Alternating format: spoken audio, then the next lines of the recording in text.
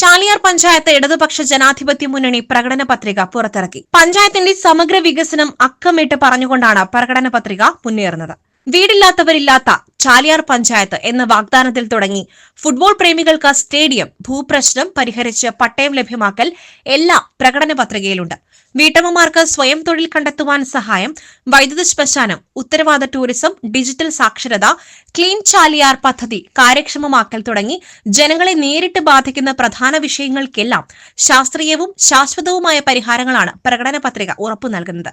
LDF സർക്കാർ നവകേരളം പദ്ധതിയിൽ ഉൾപ്പെടുത്തിയ വികസന പ്രവർത്തനങ്ങൾ ഒന്നും നടപ്പിലാക്കാതെ ചാലിയാർ പഞ്ചായത്തിൽ വികസന മുരടിപ്പിന് കാരണക്കാരായ UDF ഭരണസമിതിക്കെതിരായ ജനവിധിയാണ് ഉണ്ടാകുകയെന്ന് ഇടതുപക്ഷ ജനാധിപത്യ മുന്നണി തെരഞ്ഞെടുപ്പ് കമ്മിറ്റി വിലയിരുത്തി.